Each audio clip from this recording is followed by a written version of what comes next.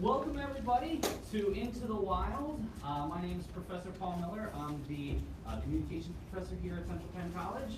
I also work at the Night News Media Club, and I have the fine opportunity to present to you for the second volume of the Humanities Film Series. It is a great pleasure that I get to introduce one of my friends and colleagues that I work with here, Dr. Brant Ellsworth, to you this evening. Some of you may have Dr. Ellsworth in class. This is a place where he excels and he's both brilliant and engaging. Dr. Ellsworth is an assistant professor of humanities in the School of Humanities and Sciences. He received his doctorate from Penn State Harrisburg in American Studies with a dissertation that examined the role of Western mythology in the Americanization process of the Mormons during the late 19th and 20th centuries. He serves as the president of the Eastern American Studies Association and is the current editor of Children's Folklore Review. Dr. Ellsworth's book project, The American Prodigals, The Rejection and Redemption of Mormons, 1890 to 1930, is under contract with the University of Utah Press. In addition to his active research and scholarship on the American West, Dr. Ellsworth has also published articles on children's folklore, foodways, and masculinity. He has published encyclopedia articles on various topics, including John Hope Franklin, the Olympic Games, Native American youth groups, and Mormons. He has also published book reviews and presented scholarship at national conferences of American Studies, Folklore, and Mormon history.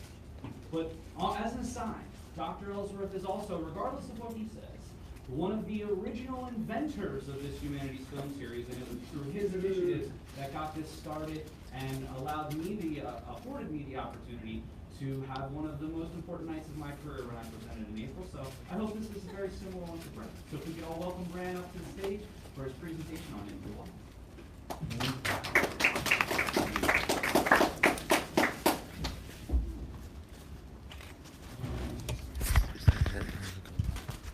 Good evening. Good evening. Good evening. Good evening. Hi, everybody. Thank you all for coming out tonight. As Paul said, this was a great opportunity for us here at Central Penn. Have an opportunity to give back to the community and give back to our students by showing some of our favorite films and having the opportunity to present on some of the themes that we think are significant within that film. We had originally planned of showing Harry Potter tonight, and I know that's why all of you are here.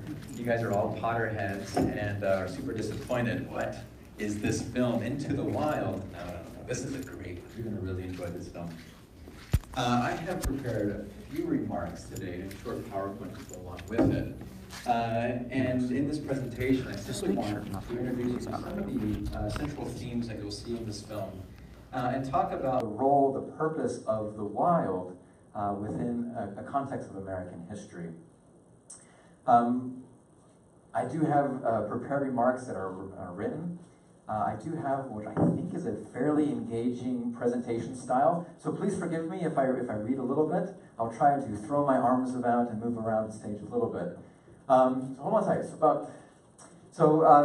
My presentation today is called Wanderlust, Alexander Supertramp, The Wild, and the Myth of the American Atom. For those of you who are unfamiliar with the story of Christopher McCandless, either as first reported by John Krakauer in an article for Outsider magazine and then later expanded into a book, Into the Wild, or if you're not familiar with this film, directed by Sean Penn, I will warn you that the film that you're going to see tonight is a tragedy. Spoiler alert. Close your ears if you don't want to hear this. Spoiler alert. Chris McCandless dies. The end of the movie, the main guy is dead. And like many others who have died as martyrs for a cause or who have died while in pursuit of their dreams, there's something powerful and courageous and noble in someone making the ultimate sacrifice for something they believe in. Perhaps it is because McCandless dies that this story resonates so strongly with readers and audiences. Perhaps this is why many make the pilgrimage to Alaska to see the bus McCandless used for shelter and would eventually die in. But I think there is something else at work here. Even though I would wager most of us are too cowardly to do what McCandless does, I would like to believe that at our core, we all long for a life like this, free and unfettered. And while that longing may be fleeting, I believe we all have yearned for a chance to escape the grind of our lives, daily employment or schooling, and all that it entails. The chains of credit card debt, mortgages and car payments, the demands of family, the alluring glow and constant companionship of social media, the incessant demands on our time and attention made by advertising and technology and contemporary American society.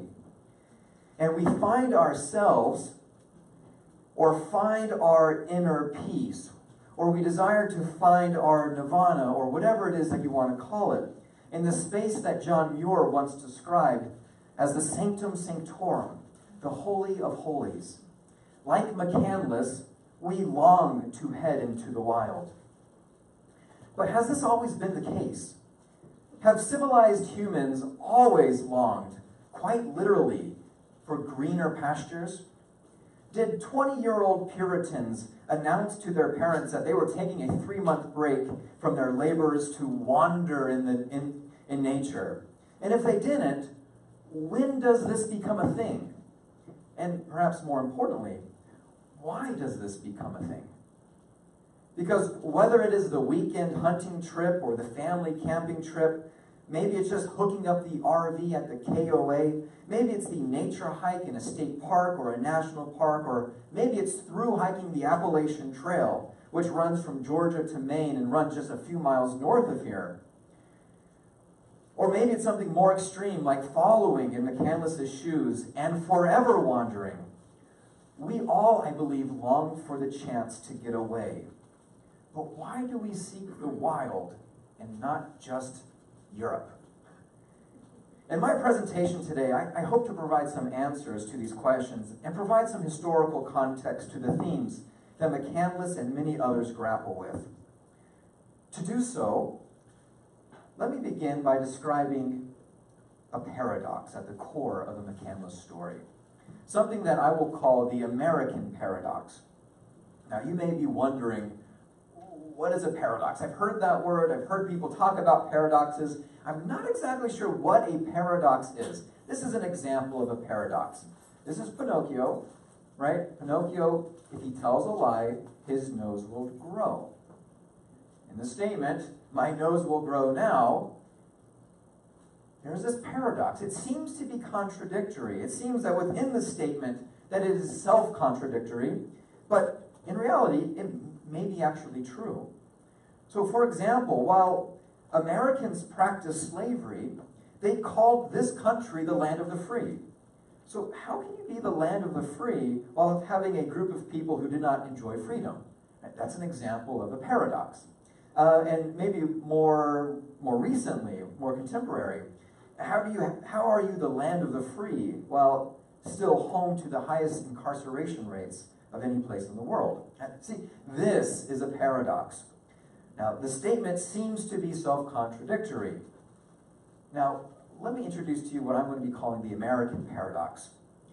In the beginning, and by that I'm referring to the period of American history known as the Founding, America defined itself politically as an Enlightenment experiment, a new nation based on the highest hopes of life, liberty, the pursuit of happiness, equality, etc., etc.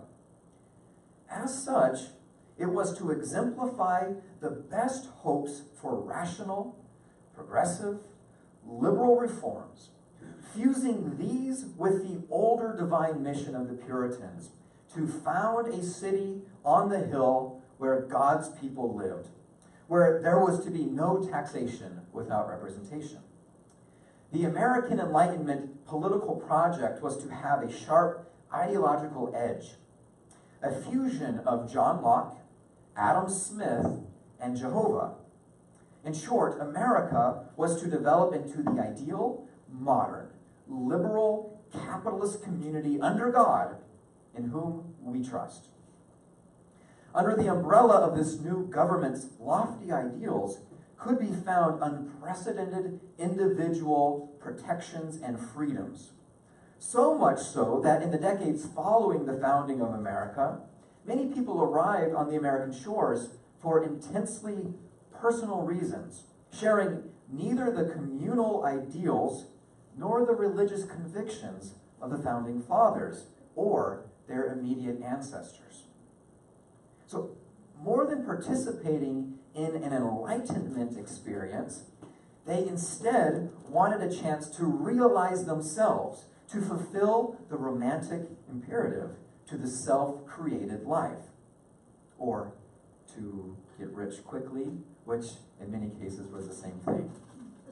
So, this, of course, creates a paradox, a seemingly self-contradictory statement that is in fact true.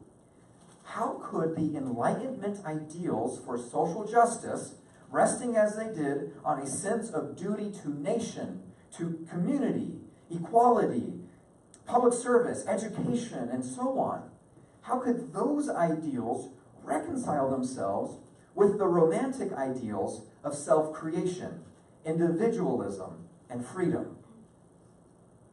How do you live for somebody else, a cause greater than yourself, for God, for country, for community, for others, while simultaneously living for yourself? This is the heart of the paradox. Could individual freedoms and obligations to something larger than self coexist? And if so, how? This was the paradox that enraptured many of my literary heroes from the past. These include men like Ralph Waldo Emerson, Henry David Thoreau, and John Muir. Emerson, an ordained Unitarian priest, abandoned his religious duties to become the American prophet of transcendentalism. Writing in the 1830s, Emerson will describe walking in nature and becoming the transparent eyeball, absorbing all that nature offers, and in this process becoming part and parcel with God. His disciple, Henry David Thoreau, followed suit. In the 1850s, Thoreau removed himself from a world that was becoming more industrialized and busy and resettled along Walden Pond. 11th graders around the country are still required to read his observations today. John Muir, too, grew tired of industry and employment and abandoned it all and eventually became an inhabitant and the greatest supporter of Yosemite National Park. This is also the paradox that troubled Christopher McCandless. In the early 1990s, after graduating from Emory University in Atlanta, Georgia, McCandless was torn between a sense of duty to the ideals of the Enlightenment and capitalism, so these are the ideals of family and school and career, and his sense of duty to himself. As we will see, McCandless wanted no part of corporate America, of measuring self-value on one's net worth, or doing whatever people like him did. McCandless did not want to follow the traditional path society had laid out for him. He longed to get lost in order to find himself, and ultimately chose to follow in the footsteps of people like Mark Twain's Huckleberry Finn, who repeatedly rejected his aunt's attempts to civilize him and eventually lit out for the territories. Huck went west. So why did McCandless, like Emerson and Thoreau and Muir and many others before him, choose to head out into the wilderness? It turns out that the wild, or the wilderness, has long been a preferred site for self-discovery for Americans torn by the American paradox. However, this hasn't always been the case. The wild hasn't always functioned as the foil to civilization, progress, and technology. In his 1967 classic, Wilderness and the American Mind, environmental historian Roderick Fraser Nash traces the evolution of American attitudes towards the wilderness, both as a destination, as an idea, and as a symbol. Drawing first from old world roots, Nash notes the influence of Judeo-Christianity and medieval Christianity in shaping Western civilization's earliest views on wilderness. From the Judeo-Christian tradition comes a wilderness that is both a symbol and a description. The term wilderness appears 245 times in the Old Testament, 35 times in the New. Synonyms like desert and waste appear hundreds more times. When used in the Testaments, wilderness is ultimately the place of God's punishment and the home of evil. If Jesus is described as the living water, then the wilderness, literally and figuratively, is the absence of Christ. It is the absence of water. It is a barren wasteland. Think about the very first setting of the Old Testament. It's the Garden of Eden, home to Adam and Eve. You can see them. You can see them way down here, being expelled from the Garden of Eden. But first, God places Adam and Eve in a garden. A garden is the opposite of the wilderness. The wilderness is wild. Plants grow how and where they will. A garden, on the other hand, is cultivated. It's controlled. It is organized. It is named. A garden is civilized nature. The wilderness is wild nature. Anyone who gardens knows that a lot of work goes into keeping the wild in the form of pesky weeds or insects or animals out. So when God punishes Adam and Eve, he does so by cursing the land and expelling them from the garden into a wild land described as being home to thorns and thistles. Others in the Testaments would be similarly punished by God and sent into the wilderness. So, for example, God punished Moses and the children of Israel for their disobedience by forcing them to wander for 40 years in the howling waste of the wilderness before they could again enter the promised land. So these scriptures tell us that the wilderness is not and could not then be a land of promise. In the Bible, the wilderness is also referred to as the home of Satan. But, ironically, it is also sometimes seen as a place of sanctuary, a place to find oneself, and a place to commune with God. So Moses speaks to God in a burning bush. He receives the 10 Commandments from the top of a mountain. John the Baptist in the New Testament is described as a, quote, voice crying in the wilderness, end quote. He lived here primitively, eating honey and wearing a garment of camel hair.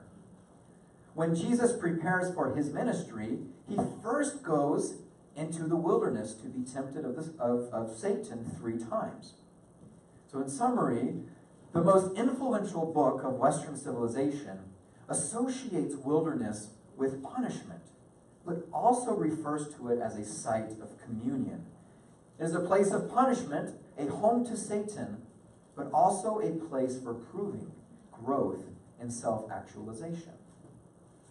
When we fast forward to the 17th century and we look to early accounts, here's Jesus being tempted of Satan in the wilderness.